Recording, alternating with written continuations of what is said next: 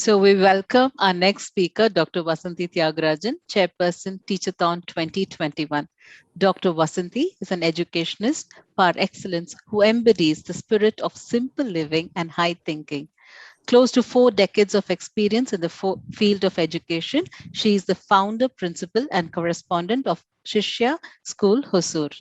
She has won numerous accolades for her contribution to the field of education and is a recipient of various awards like Outstanding Educator in Residence from the Ministry of Education, Government of Singapore, Fulbright Distinguished Award in Teaching from University of Maryland, USA, National Award to Teachers by the Government of India, CBSE Teacher Award, and CBSE Mentor Award, just to mention a few. Dr. Vasanthi has excelled in both teaching and training educators around the globe. She has trained under Dr. Howard Gardner on multiple intelligences. She's an accredited trainer. Munmun ma'am, can you mute yourself, please? Thank you. I repeat, she is trained under Dr. Howard Gardner on multiple intelligences. She is an accredited trainer in differentiated instruction for Harvard University's online program. She has trained more than 1,000 principals and 5,000 teachers so far. For CBSE, she's a part of the affiliation inspection panel.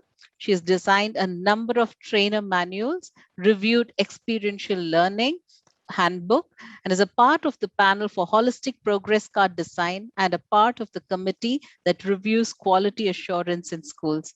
Further, she's also part of the MOE's Committee on Mental Health of the Students Committee. Welcome, ma'am. The stage is yours. Thank you so much. Sandhi ma'am, good morning. Welcome for Teachathon. Good morning. She's a chairperson. She's a guide and mentor. Welcome. I'm so happy to receive you here on this Teachathon. Thank you. Thank you.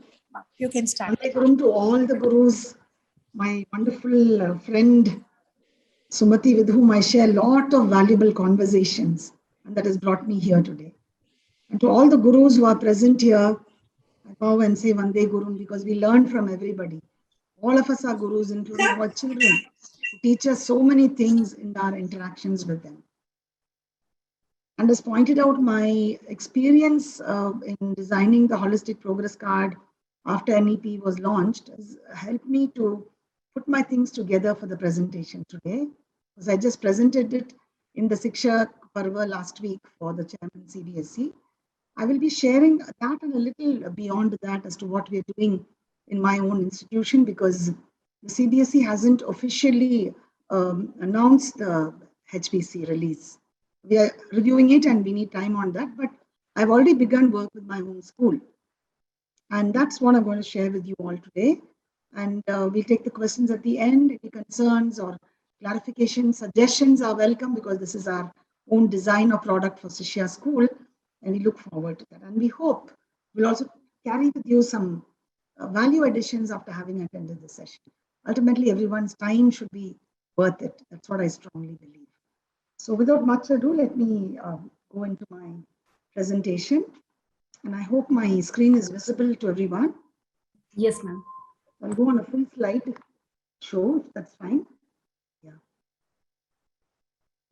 So we are looking at the Holistic Progress Card with reference to the landmark change that happened in the Indian educational scenario with the NEP 2020 just about a year back.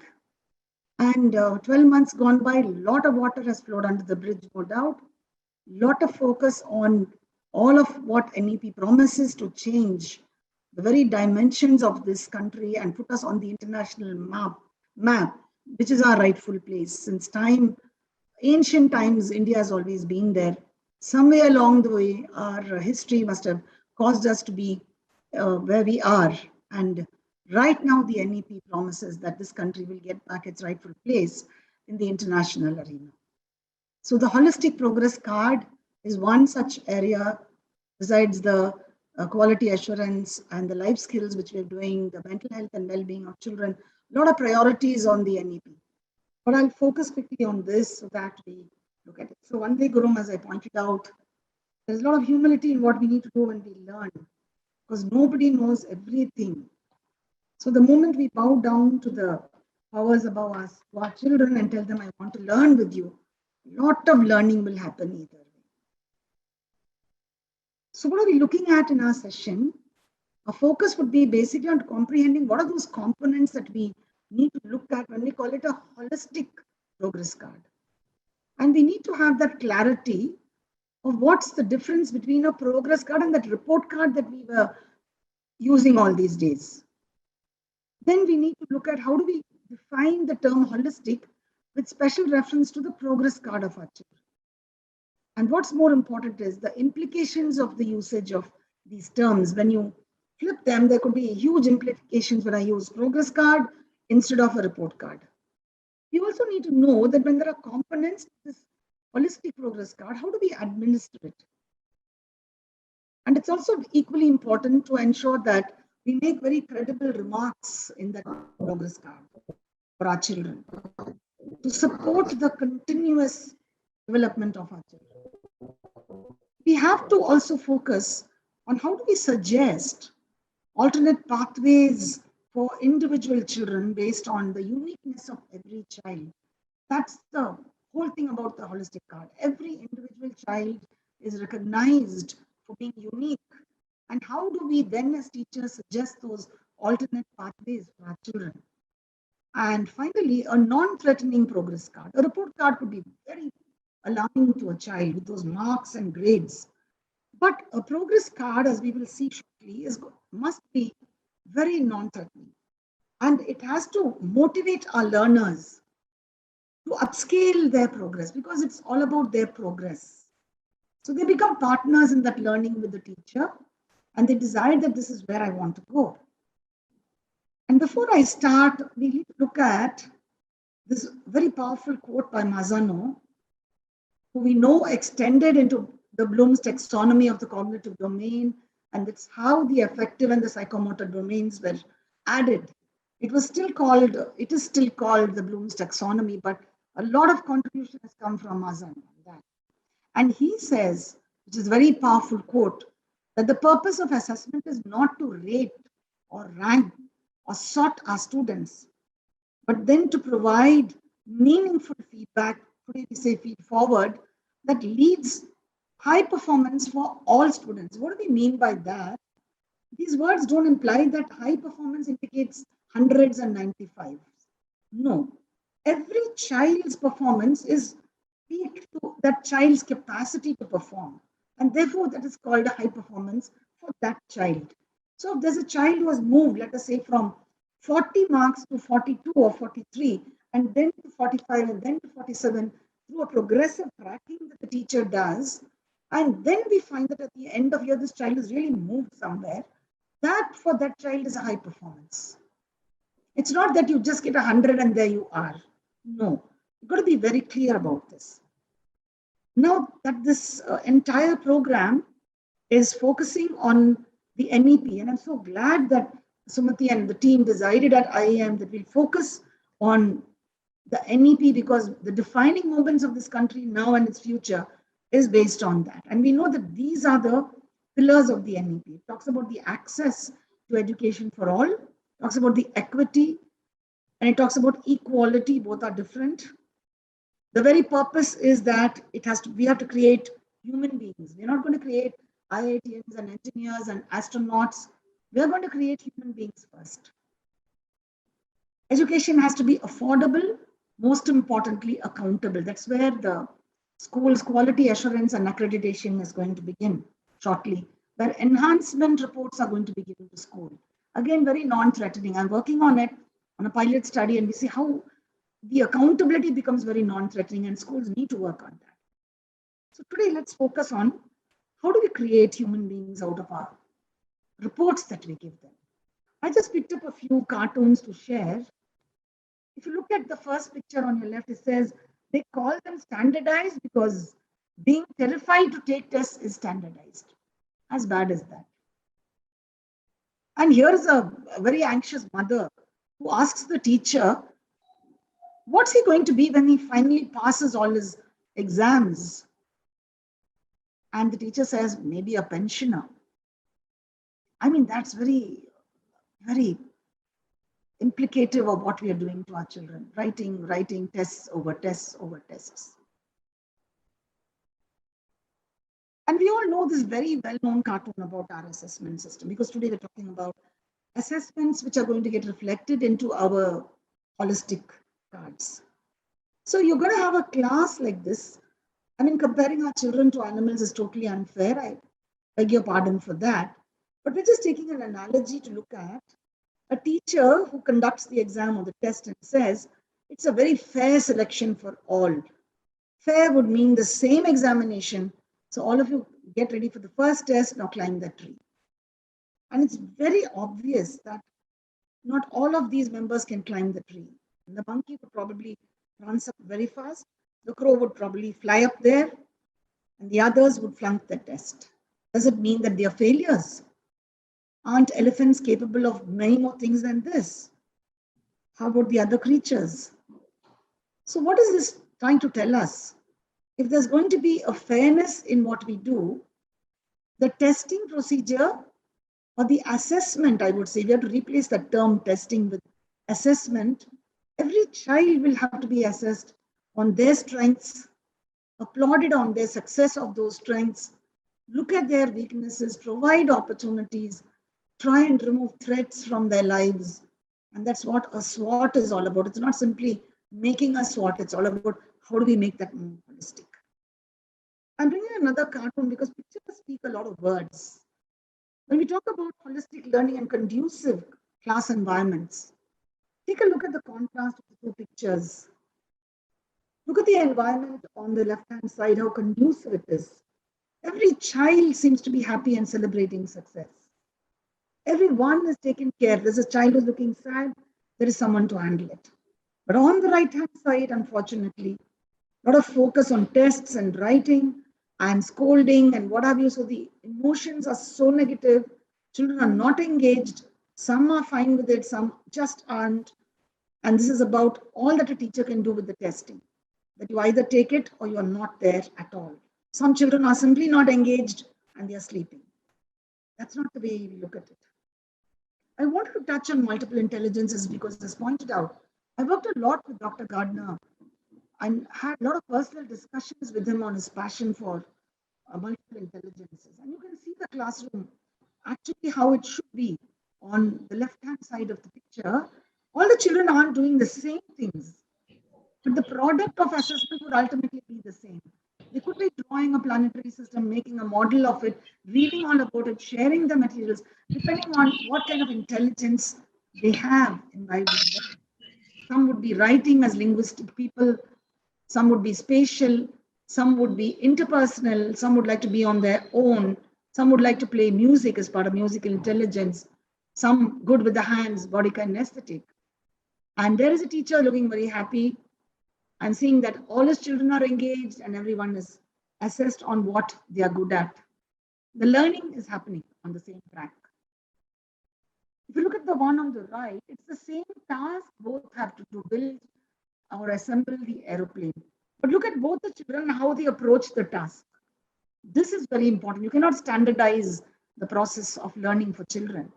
So this child on the right, he says, he looked at the whole picture. So obviously his spatial intelligence is very high compared to the other aspects. He would have all of them because all of us are endowed with all of the 9 intelligences, but in varying degrees. So this child obviously is very spatial, so he just got it right. But the girl on the right-hand side looking happy about it though, and she's not one bit perturbed whether he got it completely assembled. She's looking at the flow. She's very math logical by nature. Ultimately, she would be assembling it, but she's doing it her way. She's linguistic as well as she's math logical. So this is exactly what should be happening. Children can take the same product. That's what differentiated instruction talks about. The product could be the same, but the pathways to approach that product could be different.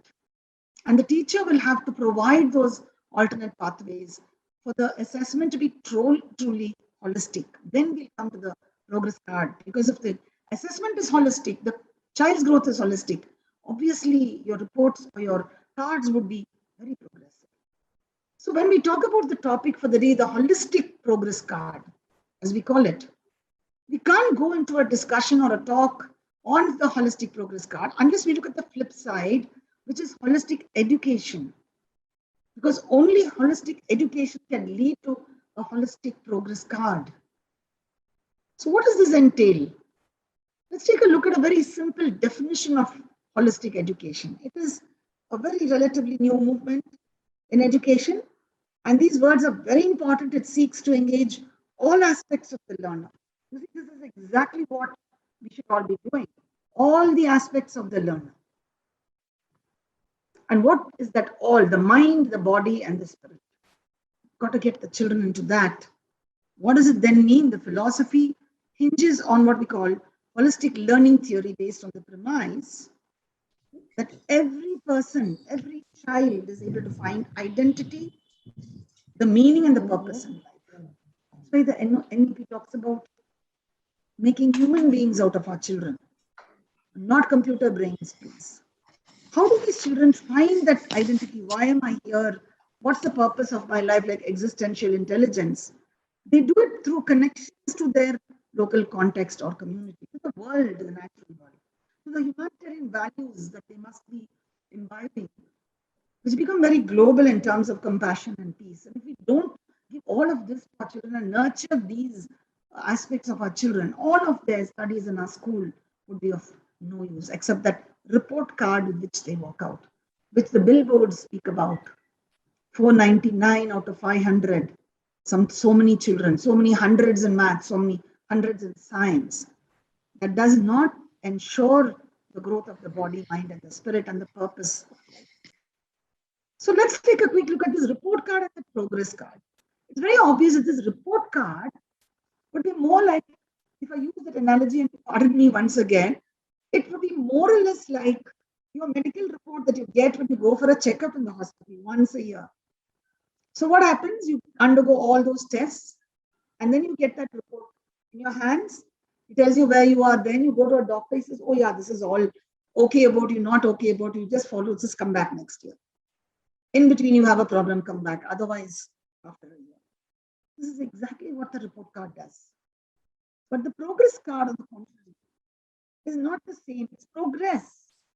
It's the final representation of the child's readiness to go to the next grade if required. And its features, obviously, are that it's very dynamic and evolving. It's not static like that report card.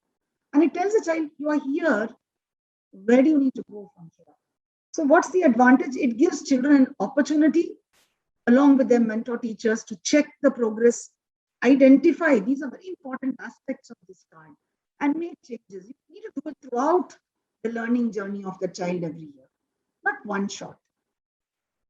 A progress card can help teachers track how well the children are doing in their class.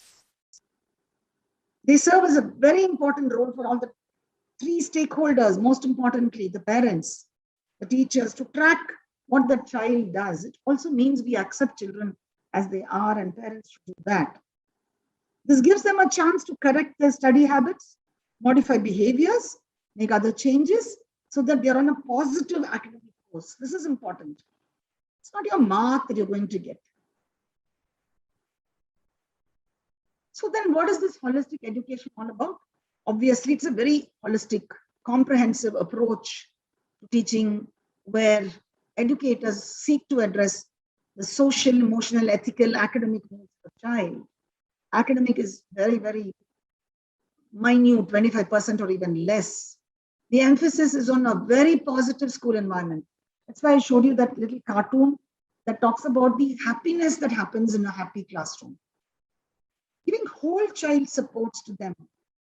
We call them wraparounds. It's not academic support separate, the post-scholastic, no, it's a wraparound of holistic support. And then, most importantly, I hold this, that children need to reflect. It's not the teacher. The teacher has to support the child to reflect that what am I doing now? How am I getting future ready to impact the globe and my local community? First, my local community, from that to the globe. And children need to learn a lot about that community, because that's the community we have to go out into, not their schools. The school is only one closeted community. And therefore, if you look at this on your screens, you can see that This report card is a one-shot continuous effort over time. And you look at what's happening end of the year, but the progress card is very continual by nature. You stop, you pause, you take a look at what's happening. Progress may come down, it may go up. But at the end of the journey, the child knows what efforts have been made to where I am now. That is very, very important. It's a life skill to work continually. So this improvement should not be one shot with that report card. It has to be a progress card which takes care of those ups and downs and constant visits to that progress. So the NEP again says that the cards need to be holistic, 360-degree, multidimensional. It has to reflect the uniqueness, that's what we're talking about, and the cognitive affective domains, all three domains. And here, what kind of assessment? The 360-degree assessment is all about the peer, the teacher, and the student. So everyone would be looking at the child from different dimensions. It's obvious to all of us here. The way I look at myself is my own perspectives of myself. But if I ask somebody else the same area of my perspective, like this training program, I assure this, I think that I assume the session is reaching all of you. Look at my assumption and my assessment. If I ask you, you will tell me yes or no, or it was clear or whatever. If I ask my students who are watching this, they would say another thing altogether. So what do we do with all of this? That is important. I get the 3-degree assessments, 360-degree. What do I do after that? So we have to look at three very, very critical things that we are recommending to the CBSE.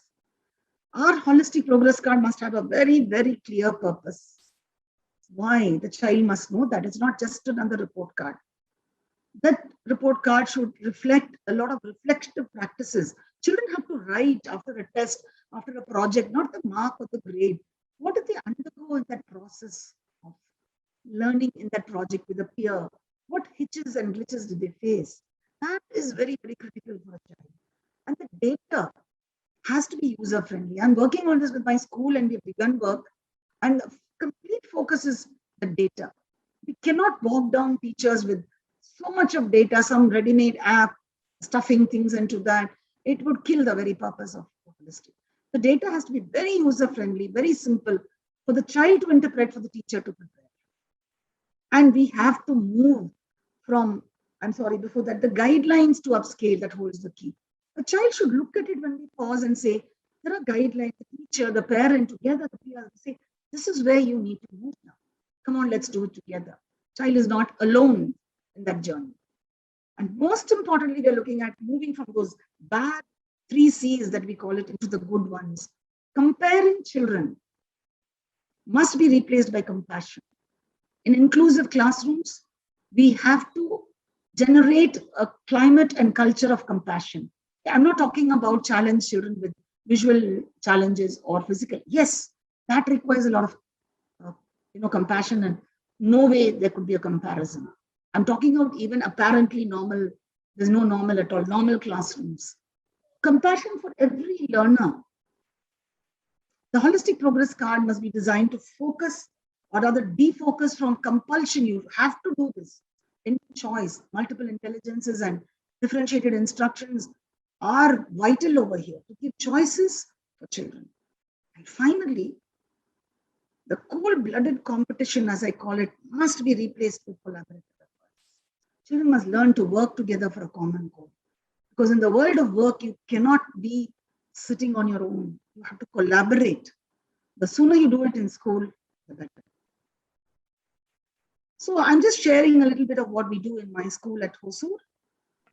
And you can see our children doing work together. You can see children working with a lot of smaller children.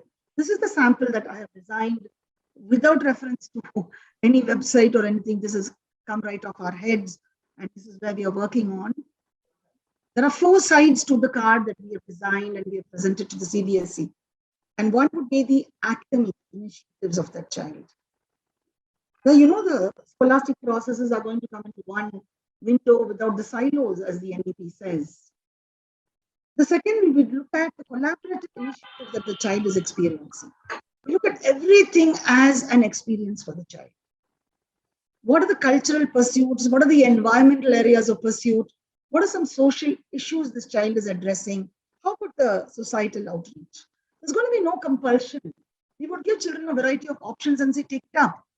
But ensure that you're doing all of this to have that part of the personality developed. And we are moving into the third part of the wellness initiative development, the WIDE as we call it. And here we are asking children, take a look at your health routines. What are they? Health is wealth, we say, but how do you look at it? What are your physical fitness routines? The session just before mine had a beautiful session on this wellness, closing with a powerful meditation. So what are some of your health routines? We have to introduce children to that. What are some of the diets you pursue? What are some sports? What are some games?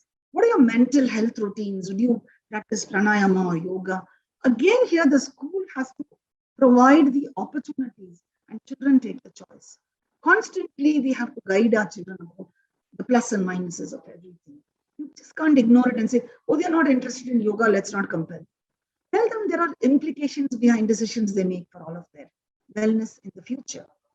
And the last one holds the key, according to me, the side, we call it the self-initiated development. We have to make children very, empowered in terms of the self-initiation they do. So we're looking at the hobbies, looking at careers, not just jumping into any career you want, looking at job shadowing, look at 21st century skills. And yesterday we had a 3-hour marathon meeting with my school, and teachers added on lots of things to the side initiative, saying we need to get in volunteerism, we need to look at attitudes, we need to look at values. So a lot of expansion happening in my school. A pilot project is starting with 10 and 12. And this is the kind of discussion we have just begun to roll out this card. And who will do this? Obviously, all these 4 parts of the 360 degree must definitely begin with the self-assessment. So the child looks at, I think I am here. It's not, I know, I think I'm here. And there's a teacher who says, you're probably here. And the family says, maybe you're there, but look at how we looked at it. And there is a peer. And especially when you do the side, the self-initiatives of a child, it's going to matter a lot more than anything. But how do we do that, this assessment? It has to be very supportive, and peers and teachers and family get into that self of the child. We have to be very authentic in what we are telling the child to do, not offhand remarks. We have to be very persuasive. Are you okay that you're now on 40? Can we take it to 45? I think that's more practical. Let's work on a smart plan. Not tell the child says, no, I want to go to 60. Now, instead of discouraging, can you be persuasive and say, let's move one step? The mentorship, therefore, is vital. It has to be very predictive. If you are 40 now, it means you go to 42, 43. And when you're at 43, let's move on. Let's peg it up slowly. And it has to be very decisive when we take decisions on progress for the child. And this is another sample. We worked on a very simple Excel document. No downloading apps, no complicated vendors coming and confusing us. This is an Excel sheet, and it tracks all the 4 with series 1 and 2. What we mean is term 1, maybe by October and March. And the blue line and the red line will show where you've gone. You work it out on an Excel sheet. You see, you can take one sheet after the other, 12 to 14 sheets, and that marks your child's progress in 14 years. You don't need to have any kind of sophisticated tool. Excel is more than enough. Clear picture, and the teacher can manage it. The child can do it on their own. And now we're going to do evidences. We all know that the academics, we have to go by CBSE. Whatever patterns they give us, okay, we'll adhere to that. So I'm not spending time on this.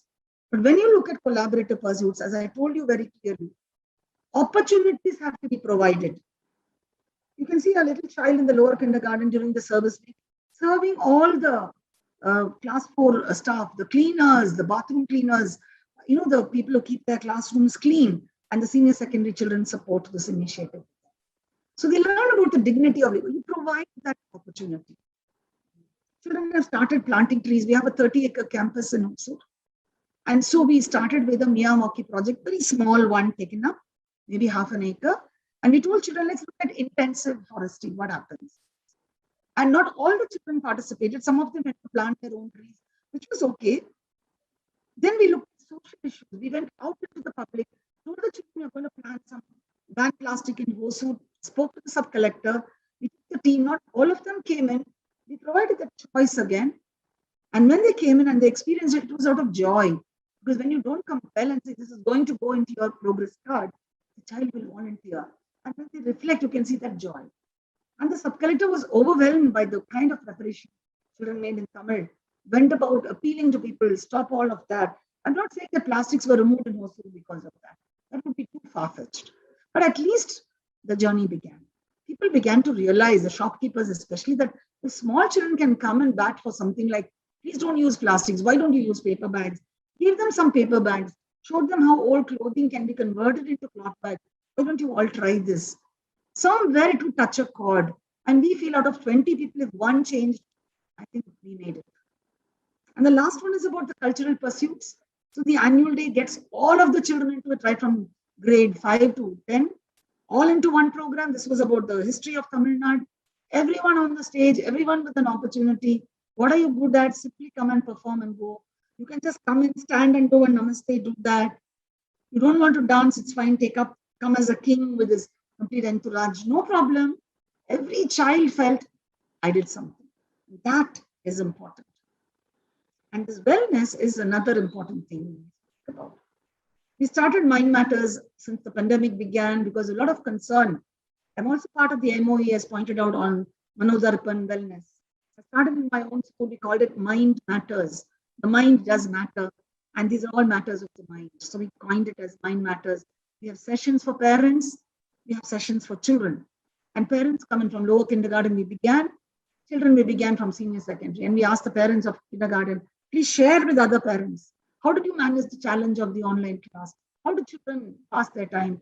What do they do without friends? And that sharing when parents brought, all other parents started taking a leap out of that. And the children of the higher classes were discussing the socio-emotional well-being. And they had a webinar, other classmates came in. What's each one doing? How are we supporting each other?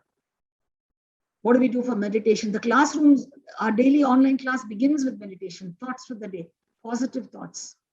A lot of it happens. Children write a lot of reflective entries. This is the grade 2 reflective entries that a child needs. And you can see when we talk about self-initiation, we ask children to do something on a SWOT. When Robert Frost's poem was taught on The Road Not Taken, he said, do a SWOT. Find out what your strengths are. Are you going to follow your heart? What are you going to do? It was an extension of the poem.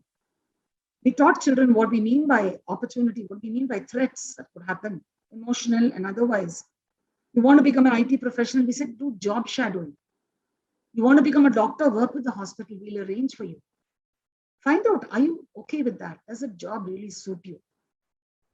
And then take up. Today, the jobs are open. You go to the internet, you can tell your children to watch videos of professionals talking about their jobs and challenges. Let children take a call on that. So how do we design it? Just to share, because anyway, the CBSE would be sharing this. We first take inputs in the process from all the stakeholders. So our meeting yesterday was, we had teacher parents who were there. They are teachers as teachers, me representing the principal and the management of the school. And we asked teachers to talk to their children. What are the inputs you want? So we all looked at what kind of evidences do we want to gather? How do we guide our children for this? And not bog them down with data, bog them down with paperwork. Make it as simple. And then you collate all those inputs for your entry into the card. Then you prepare your HPC. Reflect and discuss on targets all the time and review your timelines. Use smart plans. And we tell children do a very simple improvement plan, a PDCA cycle, ask the teacher to do it. And you'll be very happy to know, I'm gratified to tell you that all of my teachers in the school have undergone a certified basic counseling course with Dr. Smita Desai from Drishti, Mumbai, through the Christ University, Bangalore. This course was totally supported by my management. We paid all the fees for them. They paid a nominal amount and so did we. They're all certified, recognized counselors. We use them for first level intervention. And then maybe we'll go to the experts. Now they could become very good mentors because of this. And talk to children, work with them.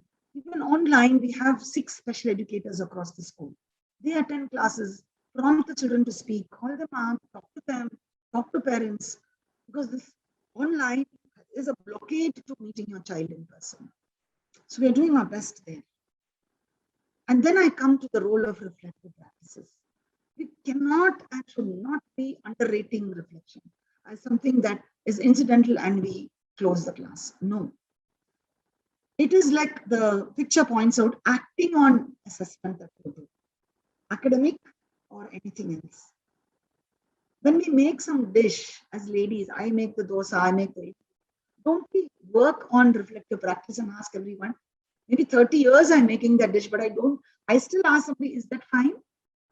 How do you like it? When a guest comes home, I ask them, is it okay? Is the salt fine? Why do we do that? Because we want to act on assessment. We need to do that in classrooms. What do? We review what has happened. That's how you begin the journey of assessment, acting on that. And after you review, what do? We spot errors or mistakes made and ask children, it's okay. Why did you do that? The error is okay, but why? And when you discuss this, you will be surprised to see that the revelation that happens about understanding. Children always feel, yeah, the textbook said the earth is a sphere, but then it looks flat. So I ticked the earth is flat.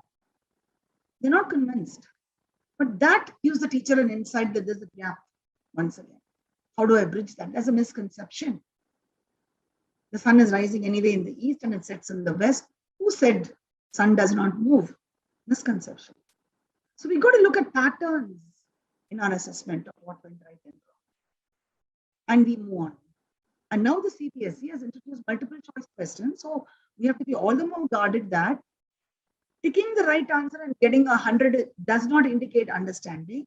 So analysis of those answers. Why is B the correct answer? You marked B. Can you tell me why you marked it? You've got to clarify with your children. Why are A, C, and D wrong? We need a clarity there. That's how multiple choice questions become a great learning area. It's not as simple as we think, inky, pinky, ponky. No way. Right answer does not mean the child got it right. Look at the patterns in the class. Talk with your children and then move on. You can see these are some reflections we do. In all the online classes, one or other of kind of reflection must happen at the end. Just cannot close the class, 5 minutes. And here you see the ladder of feedback, which the Harvard University practices. Dr. Gardner and his team do a lot of it there. It's part of their Making Thinking Visible project, where we look at 4 areas of feedback. Even if you do it now, what would we look at? What are some ways by which I feel I've added value today to your learning? And that's not enough for me. I want to know whether you have concerns about what I said. I did this with all my teachers yesterday when we worked on it. What is the value addition of today's session? What are some concerns you have about it? How about any clarification that you have? What are some suggestions? Look at the 360-degree, actually again of the feedback, feed forward. We have exit tickets that we all are aware of. We look at a KWL. There are so many things we can do, but reflection is important. Children have to think, step back, and look at the process and write down and reread it. And a lot of learning happens.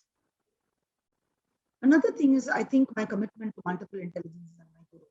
And the self-initiative, the SID of the card would hinge on a multiple intelligence profile. What's my MI profile? I need to know.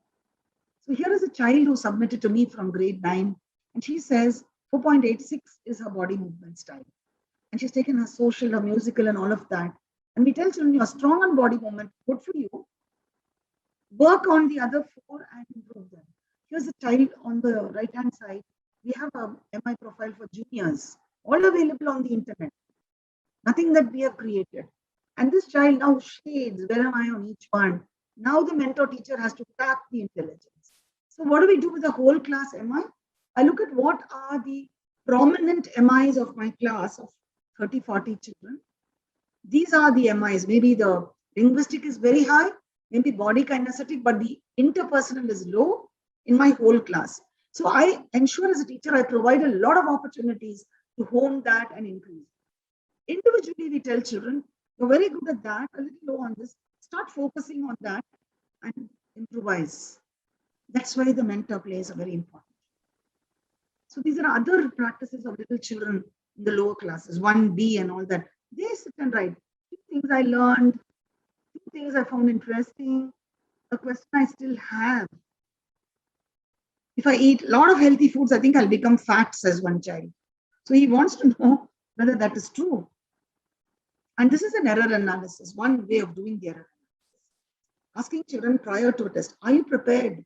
How ready are you? The teacher takes this after a revision test, so-called. Another form of the error analysis is question-wise. First question, how many got it right and wrong? Second one, third one, fourth one. And then the analysis is, why did you get it wrong? Was it bad preparation? A, I want to know. Was it lack of clarity, lack of practice, absenteeism? So we have coding for that. Every error you make is backed up by a code. The teacher examines those codes and she rectifies the learning. Very important. Now, this is another one which talks about self-initiation and volunteerism, as I told you. So something like a class where you have jobs. I'm sharing from my granddaughter's her binder, as she calls it, the portfolio. And she's the teaching assistant. All children have to do jobs for the teacher. She says, if you don't do it, I can't do my job well. And she records all of this. Somebody is the data keeper, somebody is the snack manager, somebody dehumidifies the class, somebody takes care of the restroom. She is the teacher's assistant who distributes papers, stands by the teacher to ensure everybody is watching. Once a month when the binder is being ready, she goes around to support. You have to do a lot of work and the teacher says, my work is to only teach you. You guys have to help me keep the class. We are planning to bring this into the school and get our children to do jobs when we open. It brings in volunteerism and children apply for these jobs as teaching assistant, organizer. At grade 4, they are taught how to apply, justify why that job should be given to so and so. And finally, this is on our portfolio that we give our children when they leave the school. So here is a child, Shreya Gondarajan, who just scanned and sent me a copy. She entered the portals of my school in the kindergarten 2007. And she closed right now with her senior secondary. So if you were to open this portfolio binder of the school, it would trace Shreya's journey in Shishya School. All the trotting pathways, as we call it. Evergreen memories, all of this design. So children have to learn through their dark moments and tell them, put all those reflections inside. And they've learned through the brighter side, the friendships when they felt supported. The moments of thrill when they won competitions, went on a ride, went together, the feelings, write it down. The pride when they enjoyed the fruits of hard work as a team. Growing up, the adolescent age, what were the confusions they had and how did they realize it's a beautiful, natural way of life? We want them to put that down. My failures become stepping stones. So children learn to manage failures. They have to. Because success is a very hazy dream. Children are hurt because they're very sensitive. But can we tell our children, please start accepting people as they are? Sometimes children feel very low. They have their lows and their highs, especially in the pandemic times. They have a lot of emotional baggage because they're right there at home, watching everything, parents who have no jobs to do, elderly who are suffering, maybe loss of people. They see all of it, financial problems, which they probably have never seen all these years. They feel low. But we need to help them regain that strength and fight back. And the arguments that they had with friends, with parents, should lead to good learning for the future. And many years from now, we would look at Shreya or anybody else reading all of this and going back in time and looking at what happened to me and where am I now. And I must share with you that when we talk about getting our children ready with 21st century skills and getting them ready for the world of work, future readiness, I want to share that many of my alumnus came back to me to say this portfolio holds the key to the job.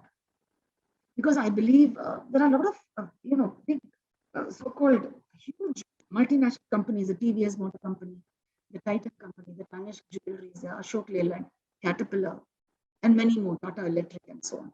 But you can tell me that when they've been called for interviews with thousands and thousands of kids, nobody is bothered whether you are an IITian or you're from the PSG college or any of those prestigious. Anyway, you are an engineer, fine. And you are an IIT because of some academic push. But how are you going to lead my company as an individual? And this portfolio, my children say, has played the key role. So they take it, they share it, and they say, look at my learning journey. And they go at great length to talk about it. And HR people from the companies tell me, your children are simply amazing. They simply get into the company out of 1,000, 2,000 people. Shishya School, we know that they should be in. They're in Infosys today. We made a brand name because our children are trained how to not just put things into a file. That is the wrong thing to do. Why am I putting it? How do I explain myself? And ultimately, our children have to be future ready. This is a checklist we give our children. Ensure that your binder has got all of this. You have a rubric to tell them how you're going to be, assessed, and what do we do to manage the portfolio. It's a critical document that we have to make when children enter the lower kindergarten or any stage of lateral entry. You have to design it with reference to the vision mission of the school. Our vision is to make our children 21st century learners with holistic learning environments that are child friendly. We have to ensure that all of that we do comes into place. We have to decide on the parameters. We are working now in the school. Mutually accepted criteria. You cannot fix the criteria. Children have to accept it. Assign the mentors. As I told you, my teachers are all the basic certification. They know at least how to handle issues. And the orientation holds the entire key to success. The students, the parents, the teacher, mentors, everyone needs to be oriented and should be looking with the same vision, the same language. There must be a track calendar of support for this child. So these are pictures, but I'm telling you again that we provide the opportunities. You can see the picture here of group work. This is from the grade 12, where the children of the entrepreneurship group, they organized a sales based on what they bought. They just collected money, brought some things, had a sale, called the little children from the orphanage and taught them how to make those little earrings and other things. And these little children learned that skill from them of quilling, jewelry, and other things. And the children sold it to all the parents who came. And all of that money was given to those children to buy some things for their orphanage. They wanted a light. They were sitting on the roads and in the night sitting under the lanterns and studying. Now the children bought lights for the home. They bought a flask or they bought a hot case because the food was turning very cold in the winters. They've earned it and they know the joy of earning. And our entrepreneurship children knew what's the profit loss balances that happen. They advertised it to the school, told everyone, come on, you've got to come and buy things. And here we have TVS company giving us some inputs on vermiculture because they have an amazing eco-friendly institution there, organization. So whether your child is going to the national level science fair, as you can see there, or maybe doing yoga, or maybe doing an indoor game together, or maybe participating in a cultural event, provide the opportunity. That's the role of the school. What are the multiple opportunities you provide? How to tell children why those opportunities need to be used and where it's going to land them ultimately. Create that awareness so that our children learn that it is for their good. And here are some of my children I just wanted to share. I told them I'm doing a presentation and they came up with how they talk about the equal importance of studies and the arts and music. Because he's an excellent musician. And there's another child who talks about lifelong lessons. Somebody talks about flipped learning sessions, integration of the arts, storytelling, all of this as pedagogical tools. Another one talks in very flowery language, which says that learning here is embroidered with art, joy, and skills to make the brain dressed in elegance. And another one says teachers are tapping 21st century skills. How does she know that term? In all of our teaching slides, online class, the teacher puts up the learning outcome of that activity. You're going to now distinguish between that, or you're going to apply what you did here. So the child knows what is the learning outcome the teacher has in mind. What are the 21st century skills you're going to experience through that activity? Thirdly, what multiple intelligences are being tapped when you do this right now? Are we listening to music and drawing something to connect with the atoms? There you are. So children know why they're doing. They use these terms very fluently, very casually, because they're doing it very casually in the class. The teacher shares it with them. That is important.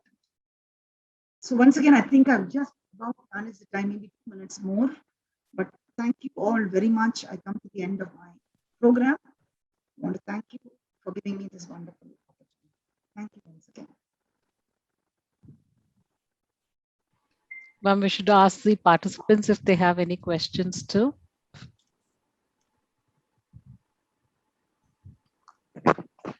Yeah, good morning, ma'am. Vasanthi, ma'am. Good morning. It's Agnes here, Principal Bharati Vidyashram. It's newly affiliated CBSE school. Okay. For this IIM and Vasanthi, ma'am, I have attended many of your seminars, ma'am.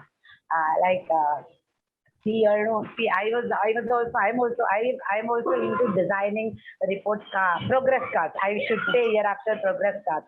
For Yes. my school, when I joined my school, the actual existing, it was like a report card only. Then I wanted to change it into a progress card. I designed it and my correspondent liked it. So I am like you only, ma'am, like creating what is necessary for children. And I was thinking while parents looked at me and some of my teachers looked at me differently, I was thinking, am I doing something which is not relevant? But see, like legends like you people are thinking, okay, with all your guidances and the insightful, what to say, the inputs, we are getting tuned. The budding heads are getting tuned under you people. Thanks a lot for that, and thanks a lot to IIM, Sumati ma'am's all team. Thanks a lot again. Thanks a lot. Thank you so much. Ma'am. Yeah. Thank you, Agnes ma'am. Sumati ma'am. Thank you, Vasanthi ma'am. It was a wonderful session. It was a good insight with the progress report card, how they have to work it out. I think the teachers would have followed this. Thank you so much, Vasanthi. Thank you. Thank you so much. My pleasure to share. Thank you, Sumati. Thank you, Vasanthi ma'am. It Thank was a you. pleasure hearing you again. I've Thank been hearing so much about you from Sumati ma'am. It was a pleasure Thank that we you. got to hear from you today. Thanks a lot. Thank you. On behalf of all the participants, ma'am, a very insightful session. Thank you for the inputs today. Thank you, ma'am. Thank you so much. Yes, ma'am. May I speak something, ma'am? I'm Deepti. Yes, ma'am. Yes. Yeah, ma'am. Actually, just ma'am has given the whole thing is kind of blueprint.